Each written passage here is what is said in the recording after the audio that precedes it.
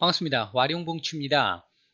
오늘은 주식이 아니라 트럼프의 전략과 관련해 가지고 몇 가지 정도를 오늘 한 번에 다 설명을 드리기는 어려울 것 같고요. 오늘은 미중 무역 분쟁과 관련되어 있는 부분을 중심으로, 그 다음에 이제 다음번에는 일본의 화이트리스트, 우리나라에 대한 화이트리스트 제외와 관련되어 있는 부분, 요것도 트럼프하고 관련이 있으니까요.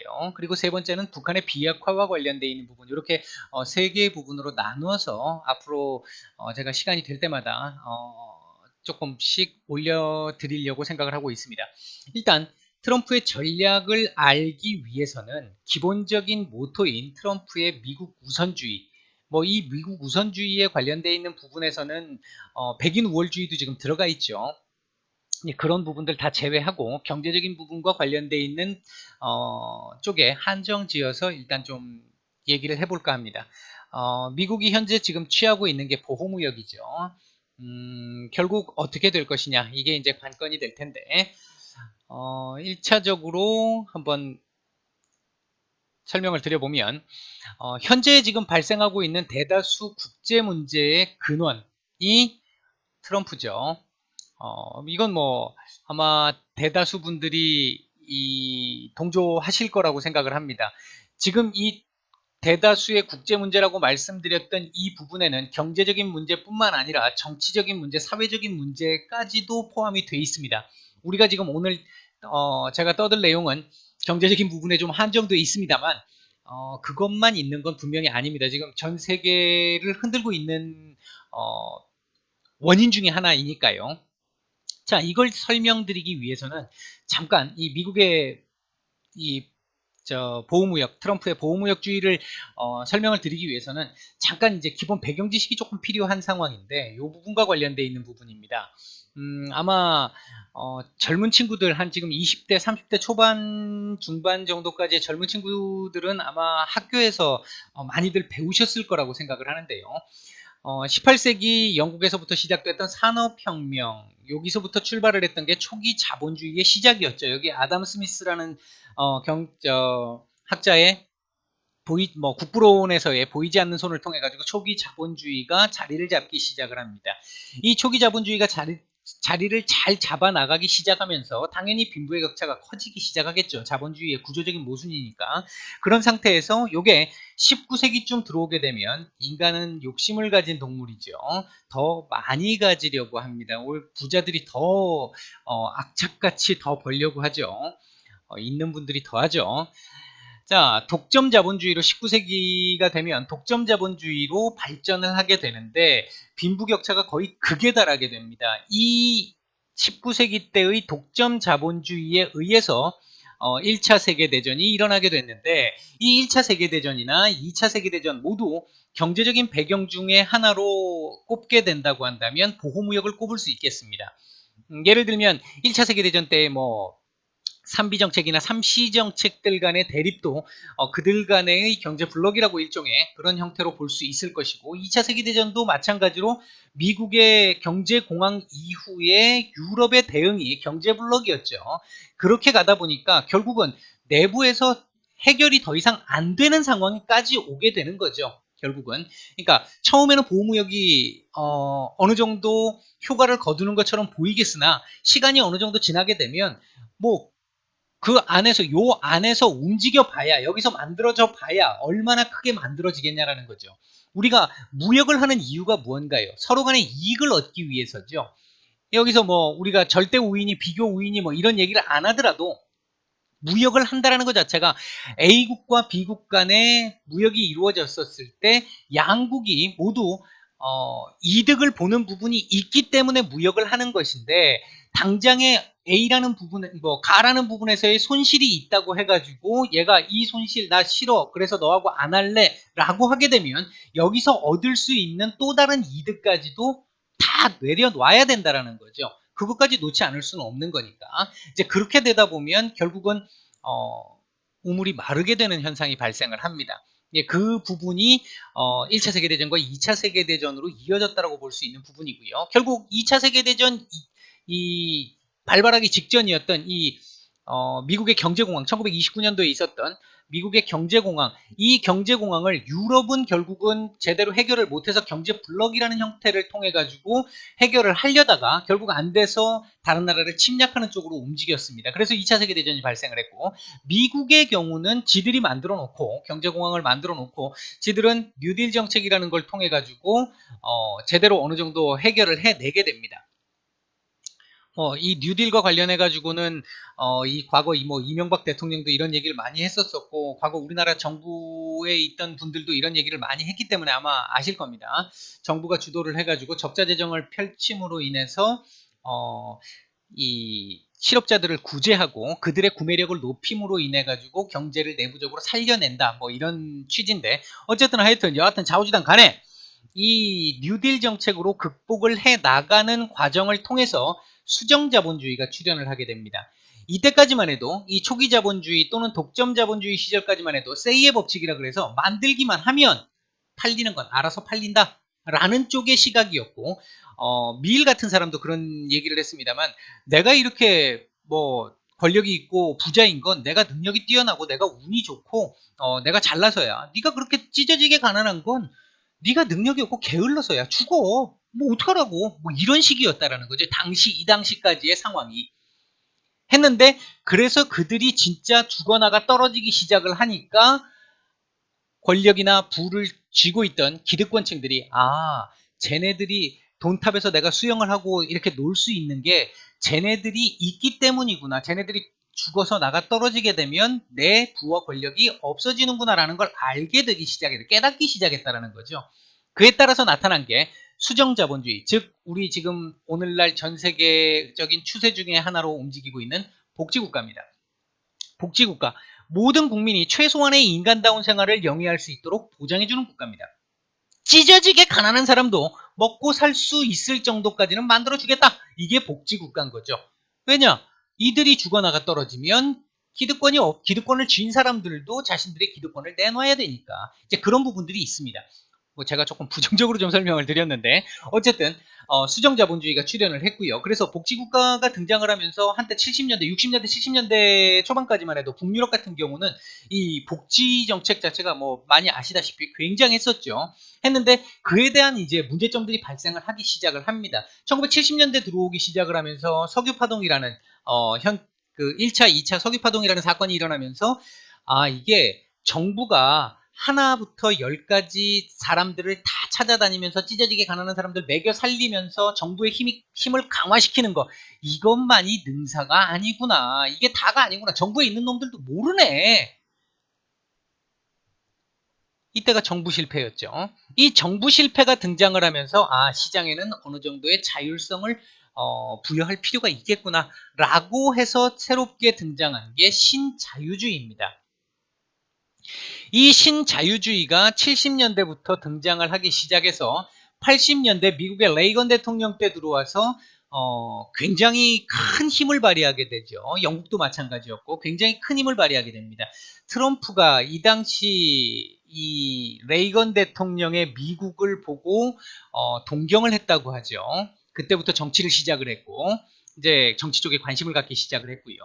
예, 그런 상황이었는데 당시도 마찬가지였습니다만 지금도 트럼프의 정신적인 지주는 키신저였죠. 뭐 잠깐 지금 요 얘기하고 다른 얘기인데 이 사람은 철저하게 국제관계에서 힘의 논리를 주장하는 현실주의자입니다.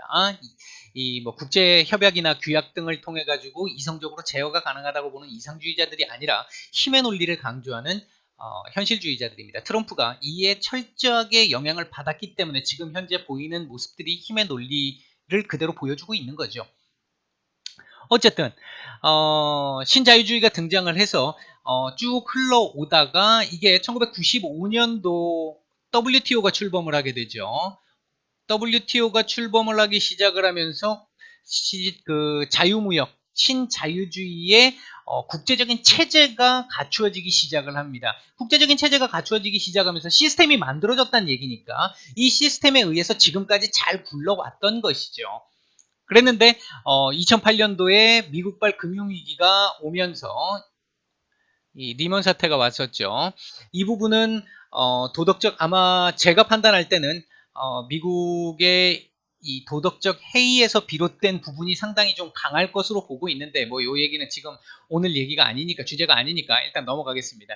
이 2008년도 미국발 금융위기를 계기로 해서 다시 정부의 역할이 강화가 됐죠. 뭐 많이 아시다시피 정부가 엄청나게 돈을 찍어내고 그 다음에 이 그러니까 적자 재정을 펼치면서 금리도 낮추고 굉장한 정부의 역할들이 있었습니다. 이렇게 되기 시작을 하면서 신자유주의가 약간 훼손되는 이런 모습을 보였는데 여기에 이제 결정타를 날리고 있는 사람이 지금 트럼프라는 거죠. 어쨌든 지금 요 부분에서 우리가 생각해 볼 수 있는 부분은 1차 세계대전도 결국은 보호무역에서 출발을 했고 2차 세계대전도 결국 보호무역이 이 직접적인 원인 중에 하나였다라고 본다고 한다면 지금 현재 트럼프가 하고 있는 이 행위들도 이게 어느 정도 선에서 적당하게 끝난다면 괜찮겠지만 그렇지 않다면 조금 불안할 수 있는 여지는 분명히 가지고 있습니다. 이때와 분명히 다른 점이라고 한다면 이때는 뭐 유엔이라든지 이런 부분들의 어떤 권한, 힘 이런 것들이 별로 없었고 대부분 국가들 역시 힘의 논리를 따라왔던 상황이었고 지금처럼 어느 정도 국제사회의 시스템이 전혀 갖추어져 있지 않았던 상황이었기 때문에 쉽게 왔던 것이고 지금은 이제 어느 정도 국제사회에서의 질서라고 하는 부분들이 좀 잡혀 있다 보니까 그렇게까지 쉽게 이런 상황이 오지는 않을 겁니다. 그러나 이게 계속해서 이런 현상이 지속된다면 몇 년간 계속 지속된다면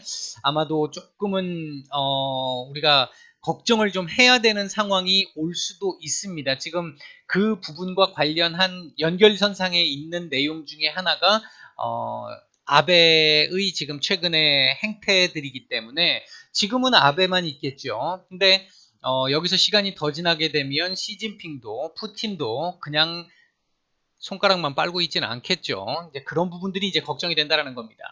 자, 그 다음 이제 뒤로 넘어가 보면 미중 무역 분쟁과 관련해 가지고 일단 미국 쪽의 얘기도 일면 이해가 가고 중국 쪽의 얘기도 일면 이해가 갑니다.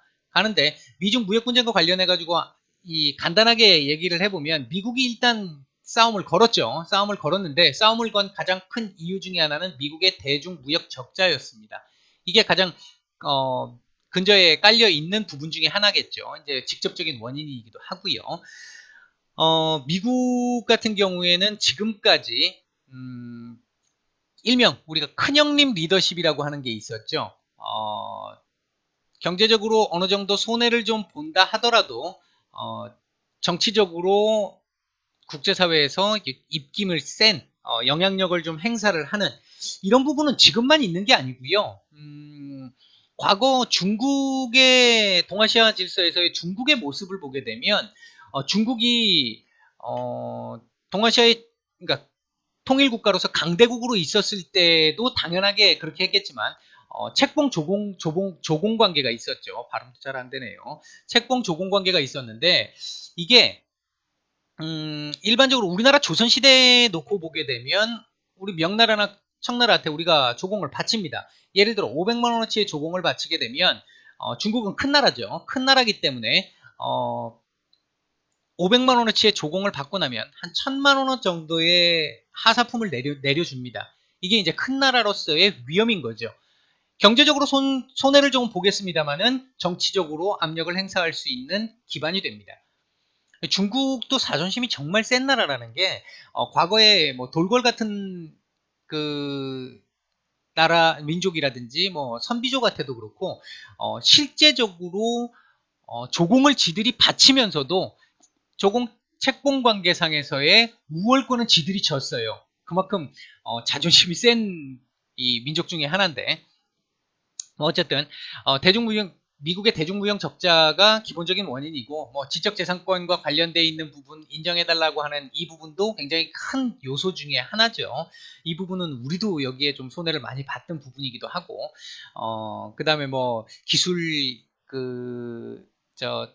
중국의 이 진출을 하기 위해서는 일정 정도의 기술을 내놔야 된다라고 하는 그런 부분들도 마찬가지 있을 것이고요. 근데 이번 전쟁, 미국 무역 분쟁, 이 무역 전쟁에 이 근본적인 이유 중에 하나는 뭐 다들 아실 겁니다. 중국의 성장을 억제하기 위한, 이 중국의 제조 2025를 견제하기 위한 수단이었다라는 거. 뭐 이런 부분은 뭐 추가적인 설명 드리지 않겠습니다. 이건 뭐 시중에 이 뭐 인터넷 뒤져보시면 그냥 너무도 쉽게 알 수 있는 부분들이니까요.